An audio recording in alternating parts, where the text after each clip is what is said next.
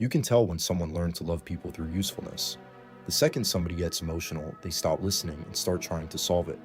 Their face changes a little. They lean forward, start offering options before the other person even finishes the sentence. You can almost watch them mentally opening tabs in real time. Maybe you do this too.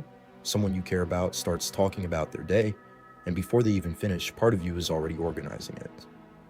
What happened? Why it happened? What they should do next time. You say things like, well, maybe next time just, have you tried? You should probably, and sometimes the other person gets quiet after that. That's the strange part, because from your side, you're trying to help. But from their side, something about the conversation suddenly feels lonely. A lot of people learned early that their value came from being useful, not in some dramatic way. You just noticed people relaxed around you when you had answers, when you stayed calm, when you fixed things quickly. Maybe your house was emotional and chaotic, and somebody had to be the steady one. Maybe nobody really asked how you felt, but they noticed when you handled problems well.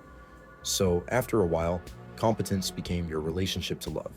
You became the person who carries the bags, handles the situation, figures it out. You answer fast, you stay composed, you don't panic. And honestly, people probably admire that about you. The problem is sometimes you stay so focused on solving the feeling that you never actually stay long enough to sit inside it with someone. Part of you feels responsible for making the discomfort disappear. Not just theirs, yours too. Because helplessness feels strange when your identity is built around being capable. You can feel it in small moments. Your partner's talking, and halfway through, you interrupt with a plan before they finish explaining. Your friend says they're exhausted, and you immediately start listing things they should cut out of their schedule. Someone's crying next to you, and you ask, okay, but what can we actually do about it? And sometimes they say nothing in a way that almost frustrates you a little. Because if nothing can be done, then what exactly is your role here?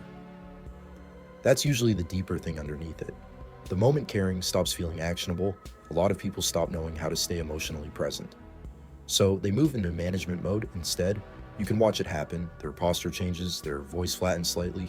They stop reacting emotionally and start sounding procedural, like they're trying to guide the conversation toward a resolution before the feeling fully settles into the room. Sometimes the other person stops talking halfway through because they can feel the conversation turning into a problem-solving session instead of a moment between two people, and the fixer usually doesn't even notice. They leave the interaction thinking, I tried to help. Meanwhile, the other person leaves feeling strangely unseen, not because solutions are bad. Sometimes people absolutely want help, but there are moments where somebody isn't asking you to remove the pain. They're asking if you'll stay near them while it exists. That's different. And honestly, for a lot of emotionally controlled people, that's harder. Because staying present inside somebody else's sadness without trying to repair it can make you feel exposed too. There's no task to complete, no immediate win, no proof you're helping. You're just there. Some people avoid that feeling by getting even more analytical. They start turning every emotional conversation into strategy, communication techniques, optimization. Other people slowly start doing something simpler. They stop reaching for the answers so fast. They let pauses stay in the room a little longer.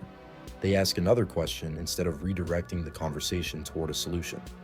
Sometimes they sit next to someone without checking their phone or trying to improve the mood immediately. Nothing dramatic happens. That's the part most people don't expect. The relationship usually gets warmer, not heavier. People open up more when they stop feeling managed. You notice it in tiny ways. Conversations last longer. Someone starts telling you the truth the first time instead of the cleaned up version. Your partner stops saying, never mind, halfway through explaining something. The room feels different, less efficient maybe, but more alive. Eventually, you realize a lot of intimacy is just somebody feeling safe enough to be emotionally unfinished around you. Not managed, not optimized, just accompanied. You don't have to stop being competent, but there is a difference between supporting someone and trying to remove every uncomfortable emotion before it fully lands. Sometimes people don't need your answer yet.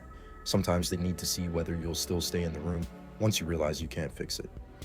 And honestly, that's usually the moment relationships stop feeling transactional. Not when you solve the problem, when the other person realizes they don't have to earn your presence by becoming easier to repair.